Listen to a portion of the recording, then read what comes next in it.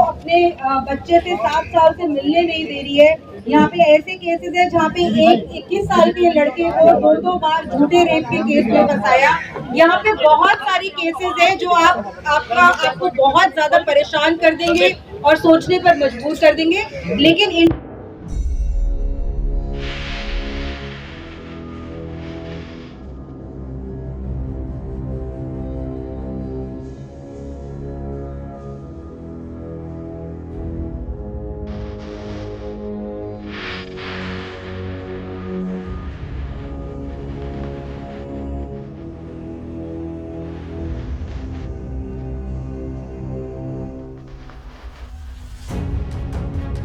को अपने बच्चे से 7 साल से मिलने नहीं दे रही है।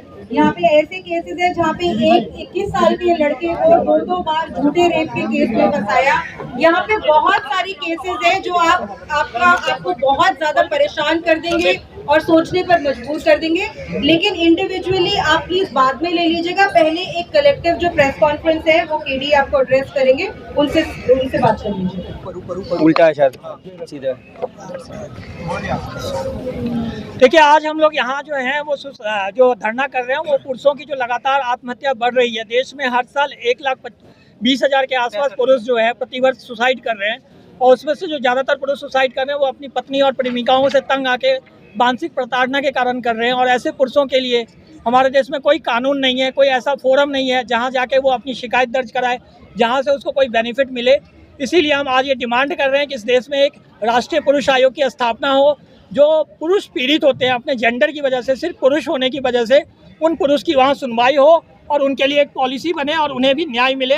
आजकल सारे कानून सिर्फ महिलाओं के लिए बने हुए हैं, तो इस तरह से जो भी निर्दोष पुरुष होता है, वो जो क्रिमिनल माइंडेड वोमेन होती हैं, जो महिलाएं होती हैं, जो एक संगठन गिरोह बना के पुरुषों का शोषण करती है, उन महिलाओं से अपने आप को सुरक्षित करने के लिए पुरुष के पास कोई रास्ता नहीं है। इसलिए हम मांग कर रहे हैं कि जो भी महिलावादी कानून है इनको जेंडर न्यूट्रल बनाया जाए और एक राष्ट्रीय पुरुष आयोग का गठन हो, जो कि इस तरह के जो केसेस हैं जहां पुरुष महिलाओं द्वारा प्रताड़ित होते हैं उसकी सुनवाई करे और उसके लिए कोई रास्ता निकाले और नियम और कानून बनाए जाए।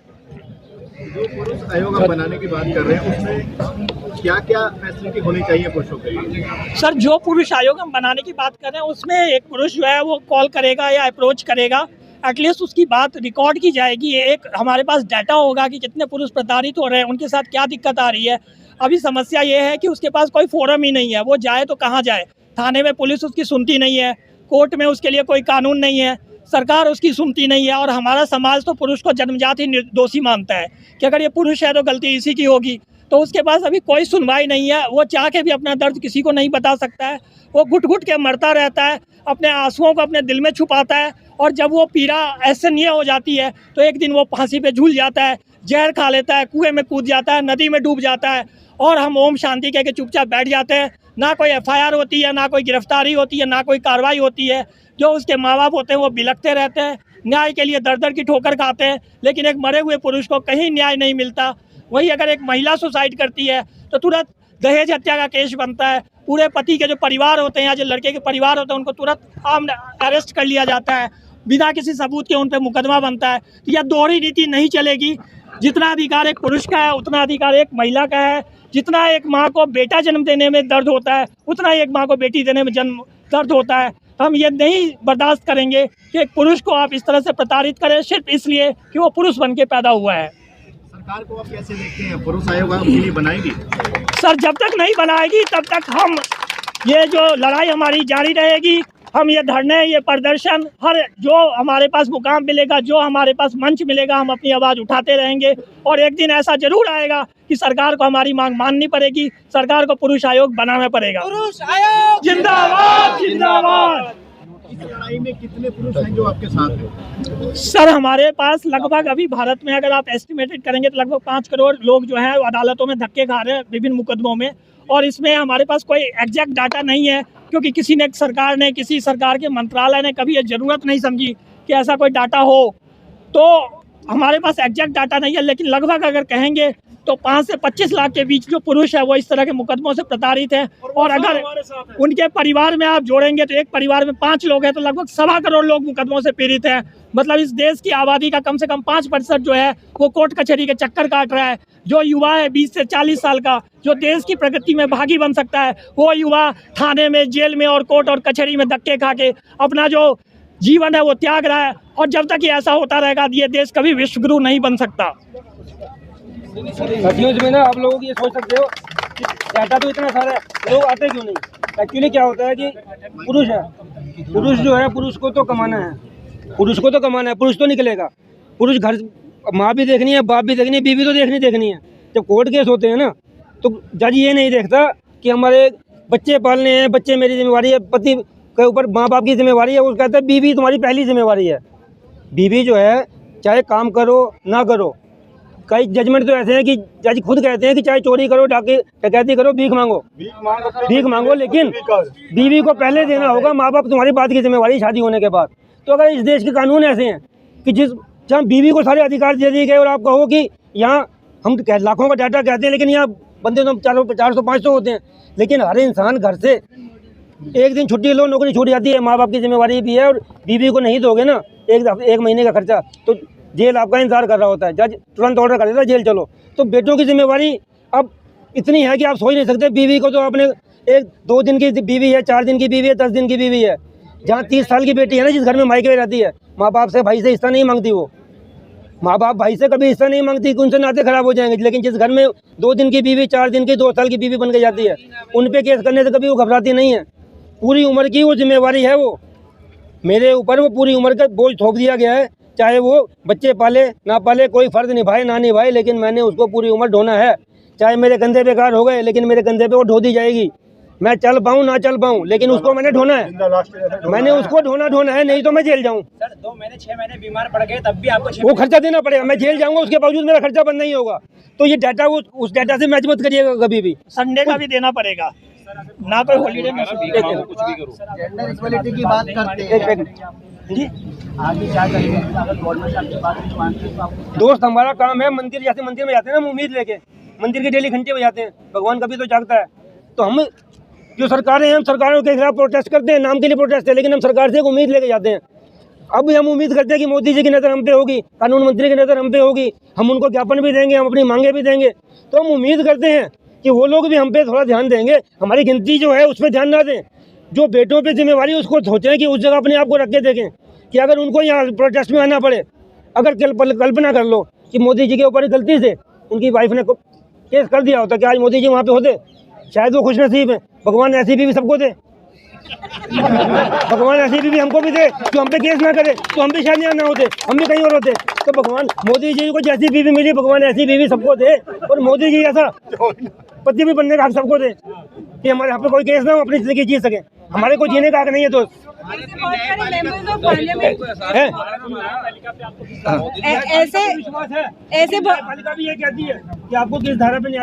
ऐसे बहुत सारे मेंबर्स ऑफ पार्लियामेंट भी हैं जो बोल चुके हैं कि बहुत सारे आदमी हैं जो झूठे केसेस के शिकार हो रहे हैं। बहुत सारे आदमी भी हैं जिनको इनजस्टिस का शिकार होना पड़ रहा है। लेकिन इस टाइम पे जो हमारे कंट्री में एक वो फेमिनिज्म, विमेन एम्पावरमेंट की जो इतनी ज़्यादा वो चली हुई है, उसके सामने इन आवाज़ों को दबा दिया जाता है।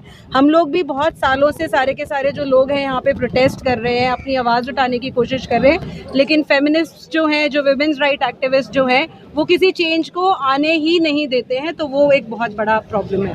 मैडम, आप एक महिला हैं, कैसे देखते हैं पुरुष आयोग? जी बिल्कुल ज़रूर होना चाहिए। जैसा कि मेरे फेलो कोलीग केडी ने बोला, नरेंद्र जी ने बोला कि एक प्लेटफॉर्म नहीं है, इतने सारे जो मैं आपको केसेस यहाँ पे जितने भी लोग खड़े हैं ना, जितने भी लोग खड़े हैं, ऑलमोस्ट 99.99% अपनी लाइफ में जो है इन कानूनों के विक्टिम्स हैं। उन लोगों की कहीं पे सुनवाई नहीं हो रही है। किसी के ऊपर झूठा रेप केस लगा हुआ है, किसी का पूरा परिवार जो है झूठे डाउरी के केसेस में फंसा हुआ है। तो सिंपल सी बात है, जब कॉन्स्टिट्यूशन कहता है कि डिस्क्रिमिनेशन नहीं होना चाहिए कास्ट, क्रीड, रिलीजन, जेंडर के बेसिस पे, तो हमारे कानून इतने ज़्यादा डिस्क्रिमिनेटरी क्यों हैं कि एक महिला जो बोल दे, सिर्फ शब्दों में बोल दे, वो परम सत्य है, और आदमी कितने सारे भी प्रूफ्स ना लेके जाके अगर दिखा दे, उसको भी जो है हमारा कानून देखता नहीं है। कौन सी इक्वालिटी है?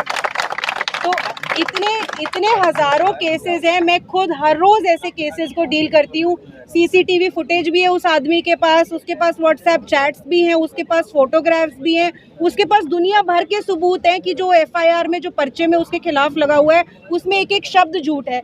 लेकिन उसी झूठ के बेसिस के ऊपर आप उसको अरेस्ट भी करते हो, उसके सारी फैमिली को हरास भी करते हो, उसको जेल में भी डालते हो और उसके बाद सालों साल उसको जो है कोर्ट में प्रताड़ित करते हो। ये कहाँ का न्याय है? अगर कि महिलाओं के साथ वो होने लग जाए ना इस कंट्री में, झूठे केसेस की बात कर रही हूँ मैं, अगर महिलाओं के ऊपर इतने झूठे केसेस लगने लग जाए ना, तो कल को कानून बदल जाएगा। मैं एक गारंटी से बोल सकती हूँ। क्या लगता है जी, कदम उठाने वाली है सरकार पुलिस आयोग को? जी, हर रोज हमारी हाई कोर्ट्स बोलती रहती हैं। आज भी मेरे ख्याल से गुवाहाटी हाई कोर्ट ने कहा है कि 498 में इमीडिएट अरेस्ट नहीं करें क्योंकि इतना ज़्यादा मिसयूज हो रहा है। लेकिन जैसा मैंने पहले बोला कि हाई कोर्ट बोलती है कि ये बिल्कुल झूठा केस है दहेज का या फिर रेप केस का, उसको रद्द करती है। लेकिन जो 6 महीने 6 साल प्रताड़ना हुई, उसका जवाब क्या है हमारी कोर्ट्स के पास? वो जो महिला जिसने कानून का दुरुपयोग किया, कोर्ट्स का दुरुपयोग किया, पुलिस का दुरुपयोग किया, उसको सजा क्यों ना मिले? बस आप मुझे ये बता दो। गैंग रेप का झूठा केस लगाती हैं, उनको बोलती है 6 घंटे खड़े हो जाओ कोर्ट के बाहर। ये कोई मजाक है क्या? इस वजह से केसेस जो है बढ़ते जा रहे हैं, धंधा बन गया है, बिजनेस बन गया है केसेस। तो आप आगे देखेंगे और भी ज्यादा लोग सुसाइड करेंगे।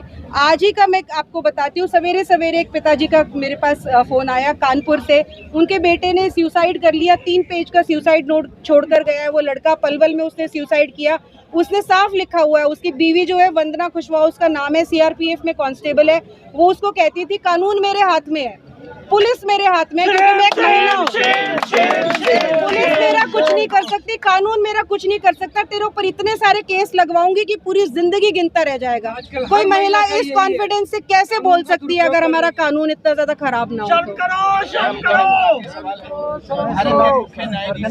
कहना चाहते हैं? मैं हमारे चीफ जस्टिस ऑफ इंडिया से यही बोलूंगी कि वो हर इंसान, हर ह्यूमन बीइंग, LGBTQ कम्युनिटी, हर इंसान को इतनी ज्यादा एम्पैथी से, सिंपैथी से देखते हैं। तो यहाँ पे इतना ज्यादा मतलब काला कानून हो गया है। लोग अपनी आत्महत्या कर रहे हैं, सुसाइड नोट लिखकर जा रहे हैं, उन लोगों की बात नहीं दिखती। हमारे सुप्रीम कोर्ट के जज बोलते हैं कि अभी मेंस कमीशन बनाने का टाइम नहीं आया, जब पुरुष आत्महत्या करेंगे तब हम मेंस कमीशन बनाएंगे। मतलब उन लोगों को दिख नहीं रहा, हर रोज का कम से कम भी 2 या 3 सुसाइड है, कम से कम 3 या 4 मर्डर होते हैं जो कि मीडिया में रिपोर्ट होते हैं, छोटी छोटी न्यूज़पेपर्स में आप देखेंगे।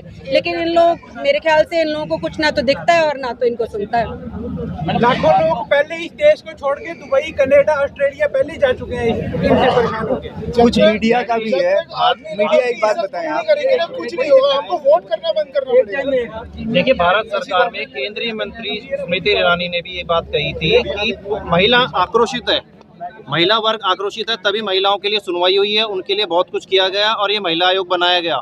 आज पुरुष भी आक्रोशित है। पुरुष पूरे भारतवर्ष में लाखों में हर साल, ये हमारे पास कुछ डेटा है, लाखों में हर वर्ष लाखों में सुसाइड कर रहे हैं, लाखों में केसेस लग रहे हैं, झूठे केसेस लग रहे हैं। इसी की डिमांड को करने के लिए, खत्म करने के लिए कि महिला कानून का जो दुरुपयोग हो रहा है, हम चाहते हैं कि महिला कानून का जो दुरुपयोग हो रहा है ये बिल्कुल खत्म कर दिया जाए। महिला आयोग की तर्ज पर एक पुरुष आयोग का गठन किया जाए। और अगर हमारी एक उम्मीद ये भी है चीफ जस्टिस ऑफ इंडिया, जिनसे हमें थोड़ी बहुत उम्मीद अब जागी है कि वो हमारे लिए कुछ करेंगे, हमें उनसे बहुत बड़ी उम्मीद है कि जो CAW सेल में जो भी केसेस जाते हैं, चाहे वो 498 से रिलेटेड हो, महिला थानों में 354 से 376 से और पॉक्सो एक्ट किसी भी केसेस से रिलेटेड कोई भी केस हो, तो उसी समय वहाँ पर एक एफिडेविट ले लिया जाए कि अगर इसी समय दूसरे पक्ष ने आपको झूठा प्रूफ कर दिया, उसी समय जितने साल की सजा उसमें होनी है वही साल की सजा आपको होगी। मैं दावे से कहता हूँ 98% कानून का मिसयूज बंद हो जाएगा।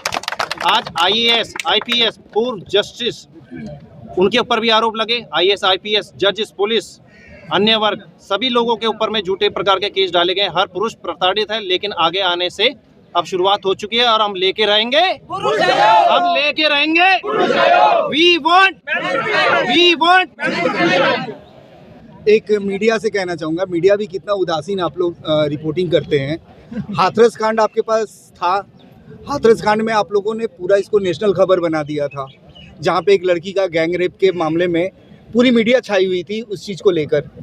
लेकिन क्या आप लोग जानते हैं कि उस केस में आगे क्या हुआ था?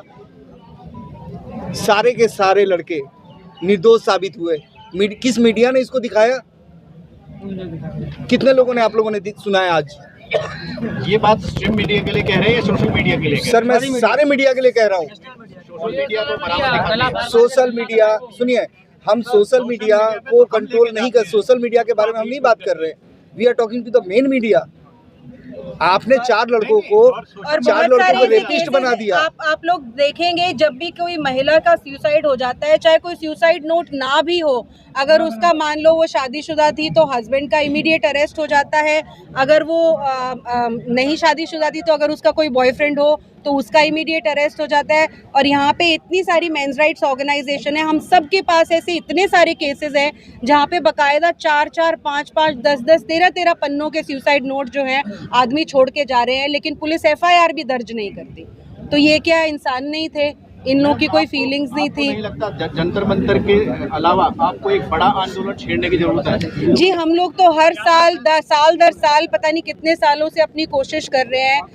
कानून मिनिस्टर से मिल चुके हैं, हमारे बहुत सारे मित्र बहुत बार ज्ञापन दे चुके हैं, लेकिन जैसा मैंने पहले बोला कि जो विमेंस राइट्स विंग है वो कभी भी हमारी आवाज़ को पुरजोर तरीके से हमारे लॉ मेकर्स को सुनने की, जब भी इस चीज़ के ऊपर पार्लियामेंट में भी बात हुई है तो विमेंस ऑर्गेनाइजेशंस जो हैं या जो लेडी मेंबर ऑफ पार्लियामेंट्स है, उन्होंने हमेशा इस चीज़ को या तो दबाने की कोशिश की है या यह बोलने की कोशिश की है कि नहीं, आदमियों के साथ कुछ गलत नहीं हो रहा है। तो लेकिन हम लोग अपना आंदोलन करते रहेंगे, कभी ना कभी तो सुनवाई होगी। जी, आज का आंदोलन तो हम लोग तो सांकेतिक है। हाँ। एक दिन का ही होता है सर, हमें तो आंदोलन करने के लिए भी परमिशन नहीं मिलती, वो भी कहते हैं कि नहीं देंगे जी, वो भी महिलाओं के पास है, हम क्या करें? हमारा कई वर्षों से 2 अक्टूबर को जंतर मंतर पर, फरीदाबाद में, अलग अलग राज्यों में, लखनऊ में, अलग अलग जयपुर में बहुत जगह प्रोग्राम होते हैं। हमारा दिल्ली के अंदर मोती नगर में B40 के अंदर सेंटर बना हुआ है। हम चाहते हैं कि जो भी पुरुष, प्रताड़ित पुरुष दिल्ली के अंदर आता है वो भी आए और आवाज उठाए अपनी इस चीजों के लिए। ये आंदोलन आज का नहीं है, ये हर वर्ष पूरा कंटिन्यू चलता रहेगा जब तक हमारी मांगे पूरी बताना चाहूंगी। यहाँ पे मनोज धनखड़ जी यहाँ पे है, ये रोहतक से है, इनका केस आप जरूर सुनिए। ये आलोक मौर्य से भी बड़ा केस है। इन्होंने अपनी वाइफ को एमटेक करवाई, उसको पढ़ाया लिखाया, उसके ऊपर खर्चा किया, उसको गाड़ी दिलवाई, उसके सब सपने पूरे किए, लेकिन उनकी वाइफ जो है उनको छोड़ के चली गई क्योंकि उनका किसी और के साथ अफेयर था। और उसके बाद से ये बेचारा इंसान पिछले 7 सालों से कोर्ट कचहरी के धक्के खा रहा है। अपने बेटे को इनको देखने भी नहीं दिया जाता। और सबसे बड़ी भयावह मैं आपको बात बताती हूँ, वो महिला खुद आयरलैंड बैठी है, उसका बच्चा जो है उसके माता पिता, बुजुर्ग माता के पिता के पास यहाँ पे इंडिया में था। एक बाप को बच्चा नहीं दिया जाता, लेकिन नाना नानी के पास बच्चा रहता है। और अब जो अपना शरीर है वो चाहे जैसा उसका उपयोग करे, महिला चाहे विवाहित हो, वो एक नहीं अनेक पुरुषों के साथ कई बार अवैध संबंध बना सकती है। अब इसमें विवाहित महिला एक नहीं अनेक पुरुषों के साथ कई बार अवैध संबंध बना सकती है। अब आईपीसी 497 खत्म कर दी गई है। उस महिला के खिलाफ हिंदुस्तान के किसी थाने पर कोई भी मुकदमा दर्ज नहीं होगा और न ही ट्रायल कोर्ट से लेकर के डिस्ट्रिक्ट कोर्ट, हाई कोर्ट और सुप्रीम कोर्ट की औकात है कि ऐसी व्यभिचारी महिला को दंडित किया जा सके। यानी कि विवाहिता स्त्री को अवैध संबंध बनाने की खुली छूट है। जब से ये हुआ तब से 5 सालों के अंदर बाढ़ आई हुई है मालपति का और मजे यारों के। ये आजकल की लड़कियों का नया फंडा चालू हो गया है। शादी किसी और से करूंगी, मजे अपने बॉयफ्रेंड के साथ लूंगी। भाई मेरे, ये कानून है या मजाक है? जिस देश के अंदर व्यभिचार का महिमा मंडन किया जा रहा हो, उस राष्ट्र में समाज की प्राथमिक इकाई जिसे परिवार कहा जाता है वो कैसे बचेगा? जब परिवार नहीं बचेगा तो समाज नहीं बचेगा, समाज नहीं बचेगा तो राष्ट्र नहीं बचेगा। तो ये सारे जितनी भी पॉलिटिकल पार्टियां हैं वो इस समाज को नष्ट करने में लगी हुई है। सारी जुडिशरी समाज के खिलाफ है, सारी मीडिया, आजकल मीडिया जरूर सचेत हो गई है, इसलिए हमारे मीडिया के इतने भाइयों का हम सादर सम्मान करते हैं। पहले मीडिया हमें पत्नी प्रताड़ित लोग कह करके दुत्कारती थी, खिल्ली उड़ाती थी, जबकि हम 7 संस्कारवान महिलाओं के पक्ष में हैं। एक व्यभिचारी, एक लंपट, एक खराब, एक पथभ्रष्ट महिला के खिलाफ हैं, तो संस्कारवान महिला के पक्ष में होना कोई गुनाह नहीं है। हम इक्वलिटी बिफोर लॉ, माइक ले बेटा, बेटा कोई माइक ले आओ, रखो तुम सुनो रहो। सोनी भाई हम शुरू रहो। लगभग 50 से ज़्यादा एमपी और एमएलए से मिल चुका हूं मैं, और प्राइवेटली जब भी उनसे बात की जाए वो कहते हैं जी इस कानून का दुरुपयोग हो रहा है, हमें पता है। बेफिक्र होके बैठो। पर जब उनसे बोलो कि पार्लियामेंट में, लेजिस्लेचर में इसकी आवाज़ उठाई जाए तो वो मना करते हैं, कहते हैं नहीं, क्योंकि वोट बैंक पॉलिटिक्स है। लड़कियां एक साथ, आज जो कानून आया है कि लड़कियों को 1/3 रिजर्वेशन दे दिया जाए, तो आपको क्या लगता है इसमें लड़कियों को एमपी बनाया जाएगा? नहीं, ये जो एमपी बनेंगे किसी ना किसी प्रीवियस एमपी की वाइफ होंगी, किसी की बेटी होंगी, किसी की बहन होंगी। इंडिपेंडेंट महिला नहीं खड़ी होगी वहाँ पे, उनको वोट नहीं मिलेंगे। उनसे पूछा जाता है तो कहते हैं नहीं, जब हम महिलाओं के हक में बात नहीं करते हैं, महिलाओं के खिलाफ बात करते हैं, तो ये जितनी NGOs हैं जो कि फॉरेन फंडेड हैं, ये सब हमारी अगेंस्ट हो जाती हैं। पूरे देश में हमारा दुष्प्रचार करते हैं, हमारे खिलाफ बोलते हैं। पीछे फारूक अब्दुल्ला ने बोल दिया था कि मेरे कक्ष में लड़की अकेली ना आए, तो उसका इतना बवाल मचा कि उसे इस बयान के लिए माफ़ी मांगनी पड़ी। बहुत से थानों में, बहुत से ऑफिसेज में जो बॉस होता है वो ये ऑर्डर करता है कि महिला को मेरे कक्ष में अकेला ना आने दिया जाए, किसी ना किसी अन्य महिला को साथ में भेजा जाता है जब भी कोई महिला उससे मिलने आती है। सुप्रीम कोर्ट के चीफ जस्टिस पर एक आरोप लगता है, उसे दबा दिया जाता है, वो खुद बैठ के उस मुकदमे की सुनवाई करता है। अरे हमें भी हक दे दो, हम भी अपने मुकदमे की सुनवाई खुद कर लें। एक दिन तो आम आदमी बनो, एक दिन तो हमारे जैसे बनते, एक दिन तो कहते हाँ मेरे ऊपर आरोप लगा है, मैं कानून के सबसे उच्च पद पे बैठा हूँ, इस आरोप की पूरी जांच होनी चाहिए, मैं इस जांच से हटता हूँ। हिम्मत रखते, पर हम सबसे और मिडिल क्लास से खासतौर पे ये उम्मीद की जाती है कि हम पिसते रहें, वोट देते रहें, पैसे बांटते रहें। क्यों करें ऐसा? क्यों ना हम भी एक स्ट्राइक पे जाएं कि आज से मेंटेनेंस ना देंगे।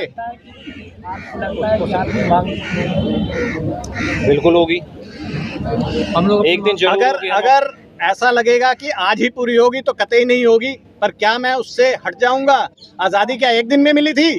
कोशिश तो करनी पड़ेगी। कितने साल आज़ादी के लिए संघर्ष करना पड़ा था? 1857 से लेके आज बापू के जन्मदिन पे हम बैठे हैं। कितने साल बापू ने संघर्ष किया था? तो क्या हम चाहते हैं कि एक दिन में हम यहाँ से उठ जाएं क्योंकि हमारी आज मांग पूरी नहीं हुई? इसके लिए अगर चाहिए तो हमें 20 साल 25 साल भी संघर्ष करना पड़ेगा, तो हम करेंगे। साल दर साल धरना यही करेंगे।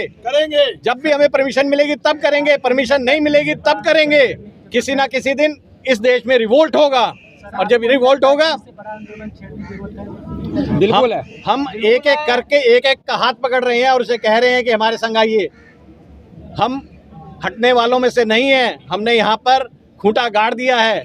अब कानून में बदलाव होगा ही होगा। सर, एक तरफ सरकार महिलाओं को 33% आरक्षण दे रही है संसद में, और आपकी ये लड़ाई कैसे संभव होगी? इस देश में ऐसे कोई परिवार नहीं है जहाँ सिर्फ लड़कियां हो या सिर्फ लड़के हों। मैंने तो पहले भी कहा कि जिन महिलाओं को आरक्षण मिल रहा है, जब उनके बेटों पर केस होगा, जब उनके भाइयों पर केस होगा, कानून फौरन बदला जाएगा। और मैं तो चाहता हूँ कि उनके बेटों पर, उनके भाइयों पर भी केस हो। भगवान ने चाहा तो संसद में भी इल्जाम लगेंगे जल्दी। स्कूल कॉलेजेस में